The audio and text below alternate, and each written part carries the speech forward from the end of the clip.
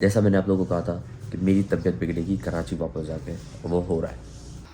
आपको पता है ना मैं कितना मिस कर रहा था किसी चीज़ को। अब चेक करो माशाल्लाह, क्योंकि मुझे बहुत सारे कमेंट्स आ रहे हैं कि मुझे उस मुतालिक बताया जाए, आई मीन ऑडियंस को उस मुतालिक बताया जाए कि उम्रे पर जाने के लिए किन किन चीज़ों की ज़रूरत है।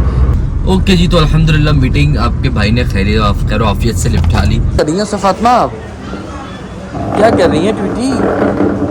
कुल मिला के भाई जब नखरे करोगे तो फिर पैसे भी तो लगेंगे ना उसके, तो ये सारे मेरे नखरे थे, लेकिन ये नखरा मेरा वसूल हुआ। अच्छा भाई, तो अभी मैंने आपको बता दिया डॉक्यूमेंट्स क्या चाहिए, मैंने आपको बता दिया प्रिंट आउट कितना होना चाहिए, मैंने आपको बता दिया वीज़ा होटल्स वगैरह सारे क्या होंगे।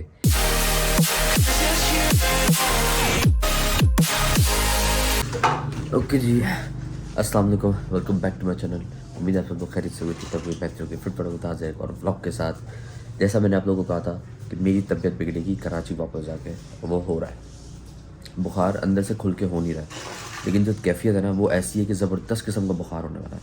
और मैं चाहता भी हूँ कि थोड़ा सा बुखार हो सही, ताकि ये जो तबीयत की कैफियत बिगड़ी हुई फील आ रही है ना वो ठीक हो जाए। होता है बाज़ दफ़ा आपको इस तरह की कैफियत आती है और आपको बुखार होना ही होता है, जब भी जाके आपकी तबीयत ठीक होगी। ये अंदर रुका हुआ है बुखार जो निकल के नहीं आ रहा था, अब बहुत ज़्यादा बुरी हालत हुई भी है। वहाँ में जो साथ मतलब समझ लो जितने भी मतलब दिन थे जिसमें मेरी तबीयत बहुत ज़्यादा डाउन रही थी, मैं तो 7-8 दिन कह रहा था जबकि थी सारे ही वो दिन, लेकिन वहाँ बुखार तबीयत ख़राब ऐसा कुछ मामला हुआ नहीं। मुझे पता था मैं जब वापस आऊँगा ना तब भी सारी तबीयत और दर्दें निकलेंगी, तो वही हुआ है। अब जिस्म का हर हिस्सा दर्द भी कर रहा है, तबीयत भी ख़राब हुई भी है, और अभी आगे तबीयत ख़राब होनी है, बुखार होना है, कैफियत बहुत ख़राब है, बहुत ख़राब। जुम्मे का भी दिन है आज, और हिम्मत बिल्कुल भी नहीं हो रही कि मैं कुछ भी करूँ। देखते हैं आगे क्या करते हैं। ओके भाई, अल्हम्दुलिल्लाह फ्रेश हो गया, चेंज कर लिया, आवाज़ आ रही है, नमाज़ का टाइम हो रहा है। मैं आज ये पे मस्जिद में जा रहा हूँ नमाज़ पढ़ने के लिए, क्योंकि ये थोड़ा सा लेट हो रहा है, तो यहाँ ज़रा लेट होती है। नमाज़ पढ़ने चलते हैं। देख रहे हो हालत क्या हो रही है, नमाज़ पढ़ के आके फिर ब्लॉग कंटिन्यू करते हैं, ठीक है? ठीक है, सब अपना बाबा अल्लाह पढ़ने जा रहे हैं। ओके ओके भैया, आता हूँ मैं। ओके, तो अल्हम्दुलिल्लाह नमाज़ पढ़ ली थी, घर आ गया था, और अब भूख लग रही है, खाना खाते हैं। अली बाइक लेकर चला गया है, मुझे घर वालों ने फरमाइश करी कि भाई शीर माल लेकर आओ, आज जो घर में सालन बना है उसको शीर माल के साथ खाएंगे। अब अली बाइक लेकर गया हुआ है तो पैदल ही मुझे जाना पड़ेगा। इस वाले हमारे घर से ना हमारी पुरानी मार्केट जो है ज़रा सी फासले पर है। बहरहाल वहाँ चलते हैं, लेकर आते हैं ज़रा, और बाकी फिर आपको मैंने आज इंशाल्लाह ताला पूरी चीज़ें गाइड करके बताना है कि आप उम्रे पे जाओ तो आपके पास सामान क्या होना चाहिए, आपका डे कितने डेज़ का ट्रिप होना चाहिए, और अकेले जाओ तो कितने डेज़ का हो बेहतर रहेगा। वैसे तो देखो ये चीज़ें आपके ऊपर होती हैं, मैं आपको प्रॉपर तरीके से इसके मुताबिक गाइड करूँगा। ज़रा खाना खा लूँ। ये मेरा पूरा ब्लॉग आज का होगा इसी के ऊपर कि मैं अपनी रूटीन में से बीच में जो है आपको थोड़ी थोड़ी रूटीन भी दिखा दूँ, प्लस असल जो है वो आपको बताना है उम्रे के हवाले से, उम्रे के जो मामलात हैं ऐसे जाने के, वो सारी जो चीज़ें हैं तो आपको वो बताऊँगा। साथ जुड़े रहना, बने रहना, तो इंशाल्लाह ताला आपको बहुत बहुत फ़ायदे होने वाला है। आज नहीं जाना, कल जाना है, परसों जाना है, अल्लाह आपको खैर से लेकर जाए। अपने आप अकेले जाओ, फैमिली के साथ जाओ, तो ये चीज़ें आपको जो मैं आज बताने वाला हूँ, क्योंकि मैं एक्सपीरियंस करके रिसेंटली आया हूँ, तो ये मैं आपको बेहतर गाइड कर सकूँगा। बाकी जैसा आपको ठीक लगे, ठीक है? मिलता है थोड़ी देर में। आपको पता है ना मैं कितना मिस कर रहा था किसी चीज़ को। अब चेक करो माशाल्लाह, ये देखो कैसा माशाल्लाह ऐसे लेटी हुई है माशाल्लाह। नहीं छोड़ी भाई, अपने बाबा को नहीं छोड़ी, एक मिनट के लिए नहीं छोड़ी है मुझे। बाबा बाबा बाबा बाबा माशाल्लाह, मेरी प्यारी बेटी है माशाल्लाह माशाल्लाह, अल्लाह नसीब अच्छा करे, आमीन। सोचा आपको दिखा दूँ, प्रिंसेस है मेरी प्रिंसेस माशाल्लाह। कि जी खाने में भी मिल गया है हमें, कौरमा शौरमा है चिकन का। अभी एक प्लान है, प्लान ये है कि हम जा रहे हैं आज फैमिली के साथ बाहर खाना खाने के लिए। क्यों बाहर खाना खाने के लिए जा रहे हैं? क्योंकि कल हम लोगों ने वैसे तो दावत मैंने कर दी थी, लेकिन मैं सोच रहा हूँ बाहर जाके अच्छी से और दावत हो जाएगी, अच्छे तरीके से बेहतर हो जाएगा। तो आज मैं लेके जा रहा हूँ घर वालों को बाहर खाने के लिए, ठीक है? तो मुझे एक ज़रूरी काम से जाना है, मैं वहाँ से होके आता हूँ, उसके बाद खाने का टाइम हो जाएगा, फिर आपको आई मीन फैमिली को वहाँ लेके जाऊँगा खाना खिलाने के लिए। तो वापस आके फिर देखो आज वीकेंड है तो शायद दोस्तों से मुलाकात भी हो, प्लस आपको मैंने वादा किया हुआ है कि मैंने आपको उम्र के तकाजे वाले सारे मामला बताने हैं, उसमें पूरा ब्लॉग आज का आने वाला है, तो एग्जैक्टली वो इसी के सर्कुलेट करेगा। वो सारी चीज़ें मैं आपको इंशाल्लाह आज ही बताऊँगा। ओके जी, तो ये आज आपके भाई की ड्रेसिंग है, ठीक है? कोट वोट पहन लिया, टकला छुपा लिया, चलते हैं अभी। और फिर जो मुझे छोटा सा काम है वो करके आके फिर जैसे मैंने कहा बाहर खाना खाने जाना है, उसके बाद आके फ्रेंड्स के साथ अगर मौका मिले, उसके बाद आपको बहुत इंपॉर्टेंट चीज़ें बतानी है, वो लाजमी आज बताऊँगा मैं। ओके जी, तो निकल पड़े हैं सफ़र पे। सफ़र की दुआ पढ़ लेते हैं। सुब्हानल्लाज़ी सख़्खर लना हाज़ा व मा कुन्ना लहू मुक़रिनीन व इन्ना इला रब्बिना लमुनक़लिबून। अच्छा तो भाई ट्रैफिक बहुत ज़्यादा थी, तो बड़ी देर में जाके मैं अपने ये व्लॉग कंटिन्यू कर रहा हूँ गाड़ी में। जो मेरी मीटिंग है जहाँ मुझे मिलना है, उनके लिए मैंने ये तबरुक भी लिखा है, और उनसे मुलाकात करके फिर इंशाल्लाह तबारक व तआला मुझे अपनी फैमिली के साथ, जैसे मैंने कहा कि डिनर में जाने वहाँ जाऊँगा। और आपको जो चीज़ें बतानी है वो तो बतानी ना, वो तो ज़रूरी हो गया, बहुत ज़्यादा ज़रूरी हो गया, क्योंकि मुझे बहुत सारे कमेंट्स आ रहे हैं कि मुझे उस मुतालिक बताया जाए, आई मीन ऑडियंस को उस मुतालिक बताया जाए कि उम्रे पर जाने के लिए किन किन चीज़ों की ज़रूरत है, कितना खर्चा लग जाएगा, होटल्स कौन से बेहतर रहेंगे, एक्सपर्टीज, सारी चीज़ें। तो मैंने जैसे आप लोगों को बार बार कहा है कमेंट्स के थ्रू, मैंने आपको रिस्पॉन्ड बैक किया है कि मैं आपको ये चीज़ें एक प्रॉपर व्लॉग के थ्रू बताऊँगा। सो इंशाल्लाह ताला this vlog is gonna be in regards of all of the your inquiries and everything, उन सारी चीज़ों के लिए होगा। फिलहाल हम ड्राइव पे कॉन्सेंट्रेट करते हैं और फिर आपसे मिलते हैं इंशाल्लाह। पहुँच गए। बिस्मिल्लाहिर्रहमानिर्रहीम, बिस्मिल्लाहिर्रहमानिर्रहीम, बिस्मिल्लाहिर्रहमानिर्रहीम। ओके जी, तो अल्हम्दुलिल्लाह मीटिंग आपके भाई ने खैर आफियत से निपटा ली। अभी निकल पड़े घर के लिए, और पापा से बात हुई थी। पापा कह रहे हैं कि उन्हें थोड़ा सा टाइम लगेगा ऑफिस में, तो वो कह रहे हैं कि गुफरान आप वेट कर लें। मैंने कहा मैं भी निकला हूँ यहाँ से फलां जगह से, तो आप बता दीजिए इतना वक्त लगेगा आपको, ज़्यादा कह रहे थोड़ा ज़्यादा। मैं कहा चले मैं घर पहुँच के फिर आपको वेट कर लेता हूँ। मैंने कहा था कि मैं सीधा घर फ़ोन करता कि भाई आप लोग सारे रेडी हो, तो मैं पहुँच रहा हूँ, आप लोग नीचे उतर जाओ, लेकिन अभी टाइम लगेगा उनको थोड़ा सा, तो ये है कि सीधा घर पहुँचते हैं अभी। जी पहुँच गए अल्हम्दुलिल्लाह। ओके जी, तो अल्हम्दुलिल्लाह घर भी आ गया था और पापा भी घर आ गए हैं। बड़ी देर के बाद व्लॉग कंटिन्यू कर रहा हूँ। तो अब बस पापा एक छोटा सा काम करें तो उसके बाद हमारी रवानगी होगी। बहुत भूख लगी है, चलते हैं खाना खाते हैं। निकलने की तैयारी है। बिस्मिल्लाहिर्रहमानिर्रहीम, चले जी स्टार्ट दे गाड़ी। ओके, कर रही हैं फातिमा, आप क्या कर रही हैं ट्वीटी? नो। अच्छा, अभी खाना खाने के लिए नूरानी कबाब पहुँच के मेन्यू ऑर्डर किया है। जितनी जल्दी से भूख लगी थी उतनी देर से खाना आ रहा है। चलो इंतज़ार करते हैं, आज रश ज़्यादा है तो खाने में ज़रा टाइम लग रहा है। जी अपना खाना आ चुका है, अपना खाना आ चुका है माशाल्लाह अल्हम्दुलिल्लाह। जल्दी बिस्मिल्लाह करते हैं, बहुत भूख लगी है। अभी देखो हम कहाँ आ गए, बलोचाइस। जी बारी है अपने फालूदा की। जी अल्हम्दुलिल्लाह पहुँच गए घर पे फाइनली। ओके जी, अल्हम्दुलिल्लाह साथ खरीद से खैर ऑफिस से घर पहुंच गया हूँ। अभी आपको बताता हूँ जो मैंने आपको सुबह कहा था, बताऊँगा क्या था। बहुत कुछ था भाई। सबसे पहले आपको उम्रे पर जाने के लिए किन किन चीज़ों की ज़रूरत है, not to be very much mentioned, मगर बहुत इंपॉर्टेंट है वीज़ा, पासपोर्ट होगा तो वीज़ा आएगा तो फिर आप टिकट कराओगे तो ही आप जाओगे। ये तो 3 बेसिक चीज़ हैं। इसके अलावा होटलिंग आप करवाओ अगर, तो होटलिंग्स करवाना कम से कम गैप के ऊपर। मुझे पता है ये चीज़ें अफोर्डेबिलिटी के ऊपर आ जाती हैं, लेकिन कोशिश करें कि आप अपनी अफोर्डेबिलिटी में होटल्स को करीब रखें। अगर आपके होटल्स करीब होंगे तो आपको आपको शटल के चक्करों में नहीं पड़ना पड़ेगा। ऑल्दो मक्का के शटल जो हैं वो बहुत अच्छे हैं। मदीना के शटल मैंने एक्सपीरियंस नहीं किया, लेकिन लोगों से सुना था कि मदीना के शटल सर्विस जो है वो इतनी कोई अच्छी नहीं है, उसमें बहुत सारे फ्लॉक्स और इश्यूज़ हैं। अगर एक जो है शटल गई हुई है तो वो जब तक वापस बाकी हाजियों को लेके नहीं आएगी वो नहीं जाएगी थर्ड टाइम। मिसाल के तौर पे फजर के टाइम गई, अब जाके फजर से बाकी लोग नहीं आएंगे तब तक वो दूसरे लोग जो फजर पे जाने के लिए रह गए हैं या एक बस पूरी हो गई दूसरे वेट करें, वो नहीं जाएगी। इस तरह के कुछ इश्यूज़ मैंने देखे हैं, लोगों से सुने हैं, मीटू से।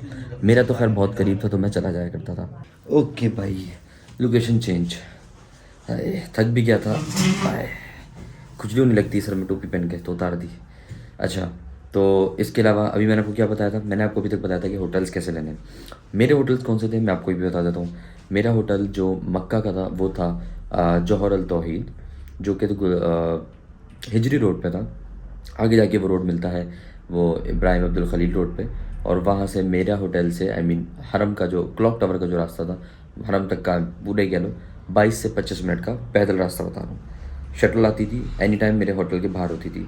मैं जिस शटल में चेक इन करता था बैठ जाता था, वो उठती थी सीधा मुझे हरम पर जाती थी क्लॉक टावर से अगर वापस आना है तो वो एक पॉइंट होता था जहाँ पे बहुत बड़ा पार्किंग मैदान है, वहाँ लेकर जाती वो बस। उस पॉइंट पे उतारने के बाद वो बस फिर वहाँ से आप लोग अपने अपने होटल की बसों में जाते हो और वहाँ बैठ जाते हो।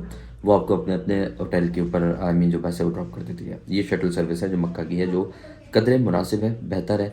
बहुत एफिशिएंट नहीं कहूँगा लेकिन बहुत फारिग भी नहीं कहूँगा। एक मुनासिब एक अच्छा शटल सर्विस है जिसको शटल सर्विस कहा जा सकता है, सीधी सी जो बात है।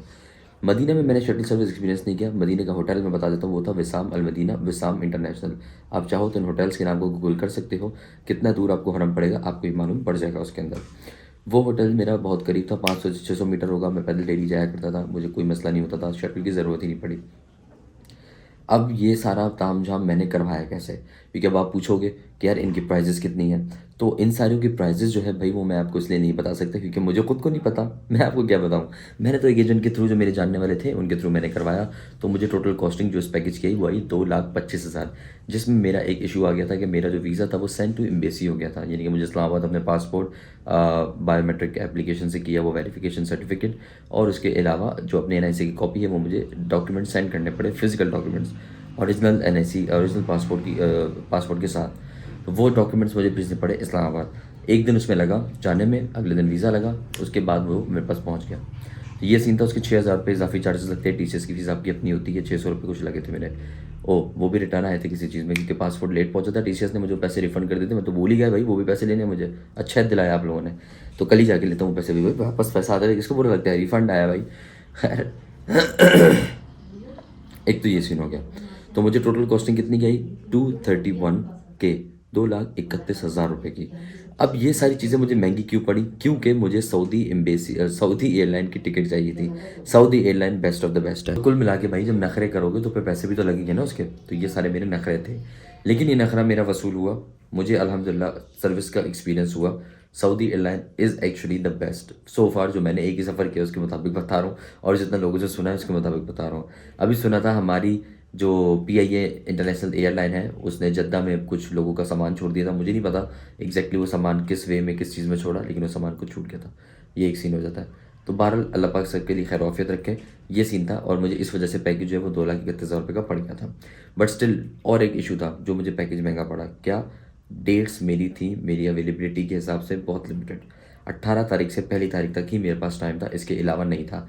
जब इतने ज़्यादा आप चूज़ी हो जाते हो, इतने ज़्यादा आप फ़िल्टर्स लगा लेते हो अपनी selection of number of days में, सिलेक्शन ऑफ होटल्स में, सिलेक्शन ऑफ एयरलाइन में, तो वो कॉस्टिंग आपकी डेफिनेटली बढ़ जाती है। अगर यही मैं ग्रुप वीज़ा लेता तो मुझे 175 से लेके 180 से लेके समवेयर अराउंड 2 लाख 2 लाख 5 तक पड़ जाता, जिसमें वो 20 से 21 दिन का होता। समझ रहे हो आप? ग्रुप वीज़ा लेकिन होता सऊदी लेन के होता भी डायरेक्ट में, लेकिन क्योंकि मुझे जिस दिन जाना था उस दिन कोई ग्रुप जा नहीं रहा था, और जो ग्रुप जा रहे थे वो फुल हो चुके थे, तो मुझे वो नहीं मिल सका ग्रुप वीज़ा। वैसे मैं चाहता भी नहीं था कि ग्रुप वीज़ा मिले, उसमें भी 10 मसाइल और होते हैं। अब बात आ जाती है कि मक्का में किन चीज़ों की ज़रूरत पड़ेगी और मदीना में किन चीज़ों की ज़रूरत पड़ेगी। सबसे पहले तो आपके डॉक्यूमेंट्स लाके आपने प्रिंट आउट करवा के लेके जाना है, वो मैं आपको भी बताता हूँ। ओके भाई, लोकेशन अगेन चेंज। तो मैं आपको डॉक्यूमेंट्स का बता रहा था कि क्या क्या डॉक्यूमेंट्स आपको प्रिंट करवा के ले जाने की ज़रूरत पड़ेगी। डॉक्यूमेंट नंबर 1 आपकी टिकट्स, ठीक है। डॉक्यूमेंट नंबर 2 आपका वीज़ा। डॉक्यूमेंट नंबर 3 जो आपके होटल की रिजर्वेशंस होंगी वो उसका प्रिंट आउट। ये 3 चीज़ें आपकी मस्ट है, प्रिंट आउट आपको निकलवा के जाना। इसके 3 सेट होने चाहिए, 2-2 के, आई मीन सॉरी 3-3 के, आपके 3 सेट होने चाहिए, आई एम सॉरी 3 सेट होने चाहिए सबके। 3 सेट क्यों होने चाहिए? सेट नंबर 1 आपका यहाँ पे कराची एम्बेसी पे सॉरी कराची एयरपोर्ट पे ज़्यादातर वो ले लेते हैं। प्रिंट आउट नंबर 2 आपका जो है वो वहाँ जाता है। अच्छा ये एयरलाइन की टिकट्स नहीं देते, आपकी वीज़ा की कॉपी ले लेते हैं यहाँ पे ना, एक वीज़ा की कॉपी आपकी यहाँ चली जाती है, और होटल्स की भी एक रिजर्वेशन ले लेते हैं, but I am not sure, ये श्योर हूँ कि वीज़ा की कॉपी वो ले लेते हैं प्रिंट आउट। तो एक आपके पास तो यहाँ होनी चाहिए। दूसरी आपकी वीज़ा की कॉपी आपकी ली नहीं जाती, चेक करी जाती है जहाँ सऊदी एयरपोर्ट पर आप लैंड करोगे, वो भी एक आ जाती है। तीसरी चीज़ आ जाती है आपकी क्या वाला, जहाँ पे आप जैसे मक्का से मदीना ट्रैवल कर रहे हो, मदीना से ताइफ ट्रैवल करो, मदीना से मक्का ट्रैवल कर रहे हो, फिर ताइफ में ट्रैवल करो, बदर ट्रैवल कर रहे हो।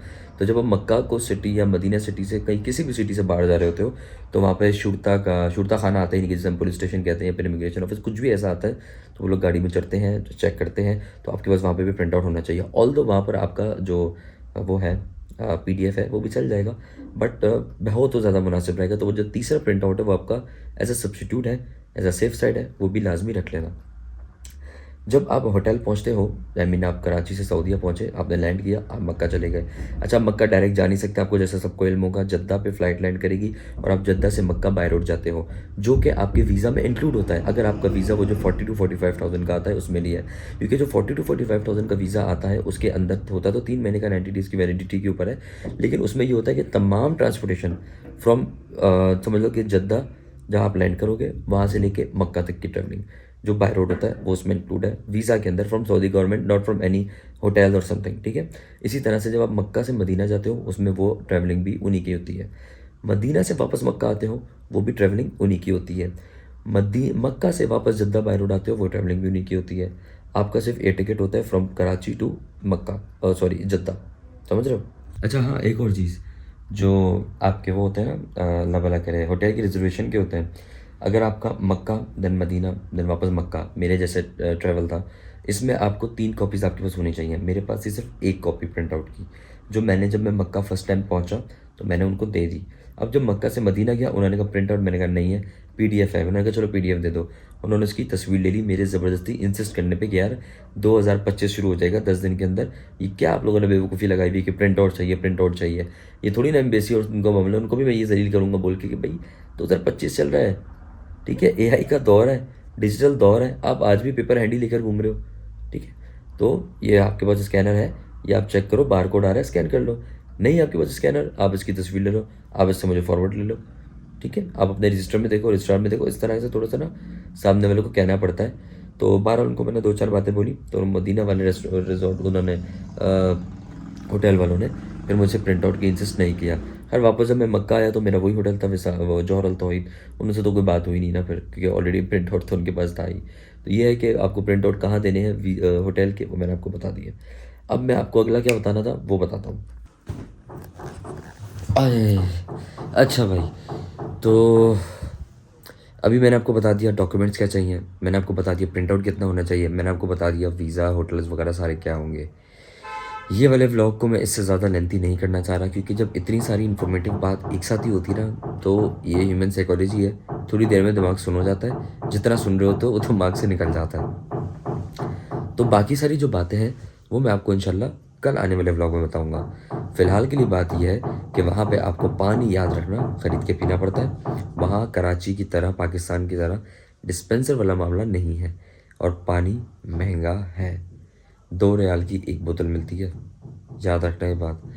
और एक चीज़ तहिया करके जाना मेरे भाई, अगर वहाँ पे आपने कंपैरिजन किया पाकिस्तानी करेंसी का सऊदी करेंसी के साथ किसी भी चीज़ को ख़रीदारी करते हुए, महंगी चीज़ की ख़रीदारी से पहले ज़रूर कंपैरिजन कर लेना, क्योंकि याद रखो आप कमा कर गए हो पाकिस्तानी करेंसी में, आपने ख़र्च करना है जाके सऊदी करेंसी में, ठीक है। तो कुछ बड़ा खर्चा करने लगे हो तो ज़रूर सोच समझ के कैलकुलेटर मार के खर्चा करना।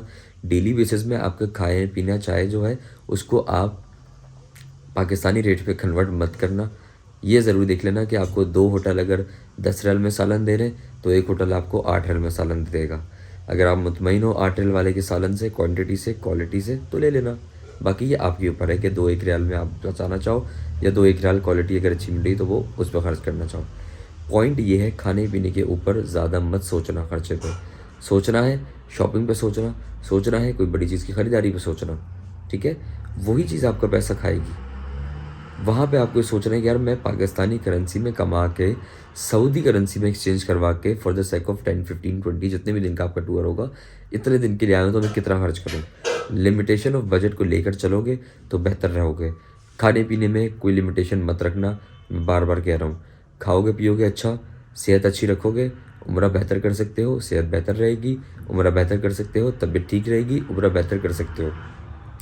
सारी चीज़ों का ताल्लुक सेहत से है। अपनी सेहत पे खर्च करने से पहले एक दफ़ा भी मत सोचना, याद रखना ये बात। ये वाला व्लॉग मैं यहाँ एंड करता हूँ।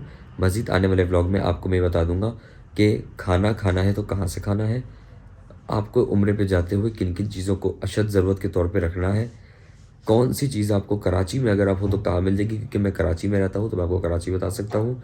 सऊदीया में वही चीज़ आपको चाहिए तो कहाँ मिल जाएगी। इसके अलावा कराची से सऊदीया तक के सफ़र के दौरान आपकी जो फ़्लाइट्स हैं आपको किस तरह डिटेन करती हैं, जब वहाँ उतरोगे तो आपको क्या मामला फ़ेस करने पड़ते हैं, वीज़ा पॉलिसी के अकॉर्डिंगली आप एक दफ़ा से दोबारा जा सकते हो कि नहीं जा सकते हो। ये बहुत सारी चीज़ों के सवालात हैं जो मैं आपको कल वाले ब्लॉग में इंशाल्लाह दूंगा ज़रूर। और इसके अलावा कुछ याद आएगा तो वो भी आपको साथ साथ बता दूंगा। फ़िलहाल के लिए ये वाला व्लॉग में आया। हाँ, तबरुकात मैंने कहाँ से और कैसे लिए, कितने की चीज़ें पड़ेंगी, वो सब चीज़ें भी मैं आपको कल वाले व्लॉग में इंशाल्लाह बताऊँगा। ये वाला व्लॉग भी आप मुझे आपको पता है, उम्मीद है बहुत पसंद आएगा, जैसे आप मेरे बाकी व्लॉग्स को बहुत पसंद कर रहे हो। और मैं बहुत बहुत बहुत दिल से आप सब लोगों का शुक्रिया अदा करता हूँ कि आप लोग मेरे चैनल को माशाल्लाह बहुत पसंद कर रहे हो, मेरे व्लॉग्स को आप लोग बहुत पसंद कर रहे हो, डेली सब्सक्रिप्शन आ रही होती है, डेली अच्छे व्यूज़ आ रहे होते हैं, डेली बहुत प्यारे प्यारे से मेरे भाई हैं बहनें हैं जो कमेंट्स करती हैं, मुझसे पूछते हैं चीज़ें और मैं कोशिश करता हूँ एज सुन एज पॉसिबल उनकी क्वेरीज को रिजॉल्व करूँ। हमारे व्लॉग्स में थोड़ा सा गैप है, मैं रिकॉर्ड आज कर रहा हूँ, पोस्टिंग हो रही है शायद 3 या 4 दिन बाद, क्योंकि बीच में कुछ 1-1 2-2 दिन के मैंने एक ही दिन में 2-2 व्लॉग्स बने हैं, उसकी वजह से थोड़ा गैप आ गया है। इंशाल्लाह soon this gap will also be remain, छोटा कर देंगे इसको और इंशाल्लाह ताला हम वापस अपने वही 3 व्लॉग के गैप में आ जाएंगे। फिलहाल दुआ में इजाज़त दो, बहुत लेट हो गया है, मुझे भी सोना है, तबीयत बिल्कुल ठीक नहीं है। अल्लाह हाफ़िज़।